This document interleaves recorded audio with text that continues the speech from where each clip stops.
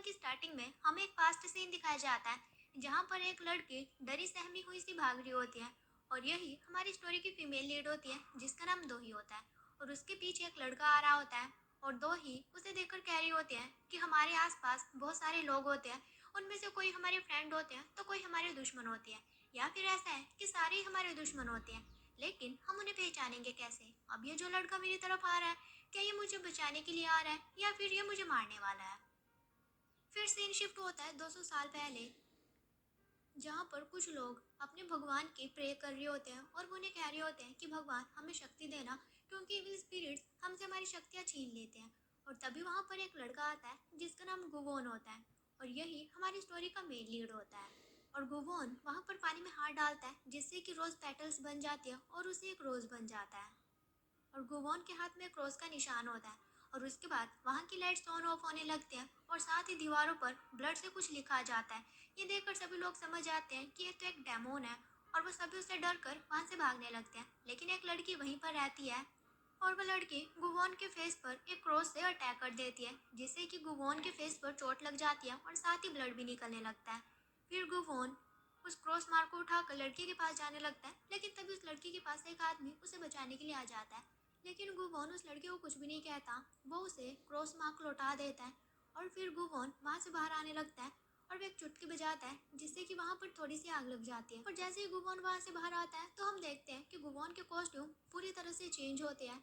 और साथ ही गुवोन कह रहा होता है कि यह तो बहुत ही ज़्यादा इनक्रेडिबल एक्सपीरियंस था। और गुवोन कहता है कि हमारे सिर्फ 3 दुश्मन होते हैं। पहले तो हम खुद भी, जो कि अपनी लेजीनेस से खुद को वीक बना लेते हैं।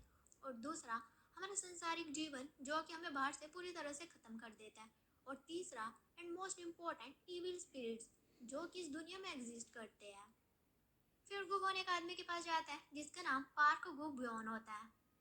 और गुबोन उसे देखकर कहता है, तुम्हें देखकर ऐसा लग रहा है कि तुम काफ़ी दिनों से भूखे हो। तो वो कहता है कि आज के टाइम में आखिर कौन भूखा नहीं है? तो गुबोन कहता है, क्या तुम अपनी भूख को हमेशा के लिए ख़त्म करना चाहते हो? क्या तुम एक मैजिक देखना चाहते हो? तो पार कहता है कि आखिर तुम हो कौन? तो गुबोन एक चुटकी बजाता है और इस चुटकी से समुद्र में बहुत सारी मछलियाँ उछलने लगती है। ये देखकर पार्क बहुत खुश होता है और वो गुबोन को कहता है कि कहीं तुम गोबलिन तो नहीं हो? तो गुबोन कहता है, तुम्हारी हिम्मत कैसे हुई मुझे गोबलिन से कंपेयर करने की? वो तो एक बहुत बुरी आत्मा है। तो पार कहता है, क्या तुम ड्रैगन किंग हो? तो गुबोन कहता है, मैं उस बूढ़े आदमी जैसा तो बिल्कुल भी नहीं हूँ। तो पार कहता है, कहीं तुम नाइन टेल फॉक्स तो नहीं हो? तो गुबोन कहता है, वो तो बिल्कुल भी नहीं, वो तो पूरी तरह से फर से घिरा होता है और साथ ही उसमें से कुत्ते जैसी स्मेल आती है। पार कहता है, तो फिर तुम हो कौन? तो गुबोन कहता है, मैं एक डेमोन हूँ जिसे कि इंसान पाताल लोक का राक्षस भी कहते हैं।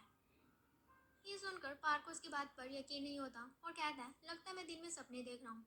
और तभी समुद्र से एक मछली पार्क की तरफ आने लगती है और पार्क उसे कैच कर लेता है। ये देखकर वो बहुत खुश होता है और वो गुबोन को कहता है कि क्या तुम सच कह रहे थे? तो गुबोन कहता है कि हाँ बिल्कुल। और वो उसे कहता है कि अगर तुम पूरी उम्र भूखा नहीं रहना चाहते तो तुम्हें मेरे साथ एक डील करनी पड़ेगी, जो डील 10 सालों के लिए रहने वाली है। तो पार कहता है, मुझे क्या करना पड़ेगा? तो भुवन कहता है, 10 सालों तक तुम बिल्कुल भी भूखे नहीं रहने वाले हो, लेकिन 10 साल के बाद मैं तुमसे तुम्हारी लाइफ ले लूंगा, मतलब कि 10 साल के बाद तुम मरने वाले हो और तुम हेल में जाने वाले हो। तो पार कहता है कि इस टाइम मेरी जैसी कंडीशन है, मुझे नहीं लगता कि हेल इससे बदतर होगा, तो मैं हेल में जाना पसंद करूंगा, मुझे डील मंजूर है। तो गुबोन कहता है, उसके लिए तुम्हें डील कॉन्ट्रैक्ट पर साइन करना पड़ेगा। और पार उस पर साइन कर देता है और फिर गुबोन वहाँ से चला जाता है और जाते समय वो कॉन्ट्रैक्ट को पीछे की तरफ फेंकता है और वो जल जाता है। फिर सीन शिफ्ट होता है प्रेजेंट में, यानी कि 2023 में, जहाँ हम देखते हैं कि एक सीईओ अवार्ड सेरेमनी चली हुई होती है। और वहाँ हम दोही को देखते हैं जो कि हमारी स्टोरी की हीरोइन होती है। और तभी उसके पास एक लड़का आता है, उसे लगता है कि दोही शायद वेट्रेस है। तो वो दोही को कहता है कि क्या तुम यहाँ पर पार्ट टाइमर हो? और वो उसे कहता है कि मैं तुम्हें ट्रीट देना चाहता हूँ। तो दोही कहती है, भला तुम मुझे ट्रीट क्यों देना चाहते हो? तो वो लड़का कहता है, तुम्हारा स्ट्रगल देखकर मुझे बहुत ज़्यादा हर्ट हो रहा है, तो मैं तुम्हें खुद से ट्रीट देना चाहता हूँ। और वो दोही से उसका नंबर मांगता है और साथ ही वो उसे अपना बिजनेस कार्ड देता है। और दोही कहते हैं कि ये मेरा सेक्रेटरी का नंबर है, अगर तुम्हें इन्वेस्टमेंट से लेकर कोई इंक्वायरी है तो तुम उससे बात कर सकते हो। और ये सुनकर वो लड़का तो चुप ही रह जाता है। और साथ ही दोही कहती है कि रही बात मेरे बिल्स पे करने की, अगर तुम मेरे बिल्स पे करने लगे ना तो उन्हें पे करते करते तुम्हारे सर के बाल उतर जाएंगे, तो ये देखकर मुझे बहुत हर्ट होगा।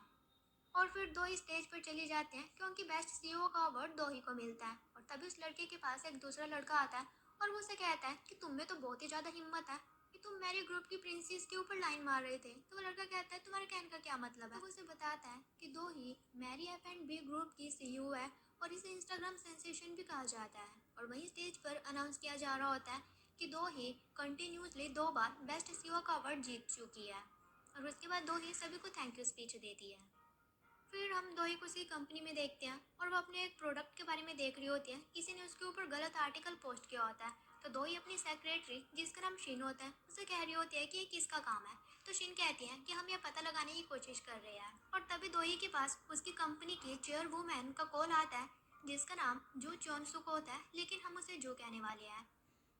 और इस कंपनी की चेयरवुमैन ने दोही को अडॉप्ट किया हुआ होता है क्योंकि दोही ने 11 साल की उम्र में ही अपने पेरेंट्स को खो दिया था। और जो हॉस्पिटल में होती है और वो दोही को कह रही होती है कि मैं अपना ट्रीटमेंट अच्छे से करवा रही हूँ और मैंने तुम्हारे लिए ब्लाइंड डेट सेट की हुई है तो तुम्हें उसमें जाना पड़ेगा। तो दोही कहती है कि कंपनी में कोई प्रॉब्लम आ गई है तो मुझे उसे सॉल्व करना है, तो मैं ब्लाइंड डेट पर नहीं जा सकती और वैसे भी मुझे ब्लाइंड डेट पसंद नहीं है। तो जो कहती है फिर तो मुझे भी अपने टेस्ट करवाना पसंद नहीं है, मुझे भी नहीं करवाने चाहिए। तो दोही कह देती है अब ये तुम्हारे ऊपर है कि तुम्हें ब्लाइंड डेट में जाना है कि नहीं और तुम मेरा ट्रीटमेंट होते हुए देखना चाहती हो कि नहीं। तो दोही कहते हैं कि हाँ हाँ ठीक है मैं चली जाऊंगी और फिर जो फोन कट कर देती है। और फिर दोही सेक्रेटरी शिन को कहती है पता नहीं मुझे ये सब कुछ कब तक करना पड़ेगा जबकि मुझे ब्लाइंड डेट पसंद भी नहीं है। तो शिन कहती है कि आप बस कुछ भी नहीं करना, वहाँ पर 30 मिनट के लिए डोल की तरह बैठी रहना। फिर सीन शिफ्ट होता है और हम गुगोन को देखते हैं जो कि अपने प्लेस पर होता है और उसने वहाँ पर बहुत सारी क्लॉक वॉच लगाई हुई होती है। लेकिन असलियत में वो क्लॉक वॉच नहीं होती बल्कि उन लोगों का लाइफ टाइम होता है जिनसे गुगोन ने डील की हुई होती है। फिर हम एक आदमी को देखते हैं और उसके पास उसका सेक्रेटरी आता है और वो उससे काम से रिलेटेड बात कर रहा होता है। उसका बॉस उसे कहता है कि हाँ मैं इसे संभाल लूँगा, अभी तुम बाहर जाओ। तो उसका सेक्रेटरी बाहर जाकर बैठ जाता है और वहाँ पर उनके आदमी उसके सेक्रेटरी की भी पूरी तरह से सेवा पानी कर रहे होते हैं। और तभी उनके बॉस के पास गुगोन आ जाता है जिसे देखकर वो काफ़ी घबरा जाता है। और गुगोन उसे कॉन्ट्रैक्ट दिखाते हुए कहता है कि कहीं तुम इसके बारे में भूल तो नहीं गए। तो वो आदमी कहता है कि क्या आज ही वो दिन है। तो गुगोन कहता है इतना इम्पोर्टेंट दिन तुम कैसे भूल सकते हो, क्या मैंने ही जिम्मेदारी ली हुई है ये सब कुछ याद करने की। तो वो कहता है कि मैं मरना नहीं चाहता, क्या तुम्हें पता भी है कि मैं यहाँ तक कैसे पहुँचा। तो गुगोन कहता है मैं कैसे भूल सकता हूँ, आखिरकार मैंने तो तुम्हें यहाँ तक पहुँचाया है। और वो आदमी मेजर टाइमर से गुगोन के ऊपर अटैक करने की कोशिश करता है लेकिन गुगोन उसे तो हवा में ही उड़ा देता है। और वो आदमी गुगोन को कहता है कि प्लीज़ मैं भी मरना नहीं चाहता, क्या तुम इस कॉन्ट्रैक्ट को बढ़ा नहीं सकते या फिर हम एक न्यू कॉन्ट्रैक्ट नहीं बना सकते। तो गुगोन कहता है कि ऐसा नहीं होता। तो वो आदमी कहता है कि मैं अपनी लाइफ के बदले तुम्हें किसी और की 100 लाइफ भी दे सकता हूँ। तो गुगोन कहता है मैं अपनी जॉब से इसलिए प्यार करता हूँ क्योंकि मेरी जॉब सभी के लिए फेयर है। लेकिन वो आदमी तो अड़ ही जाता है और वो अपनी लाइफ देने के लिए मान ही नहीं रहा होता है। तो गुगोन उसे उठाकर दूर पटक देता है। तो उसकी आवाज़ बाहर उनके सेक्रेटरी को तो सुनाई देती है। तो वो बाहर से देखते हैं लेकिन उन्हें कुछ भी दिखाई नहीं देता और उन्हें लगता है कि सब कुछ सही चल रहा है। और वहीं वो आदमी गुगोन को कह रहा होता है कि मुझे सांस नहीं आ रही है। तो गुगोन कहता है कि तुम्हारी जान हार्ट अटैक से जाने वाली है। और फिर गुगोन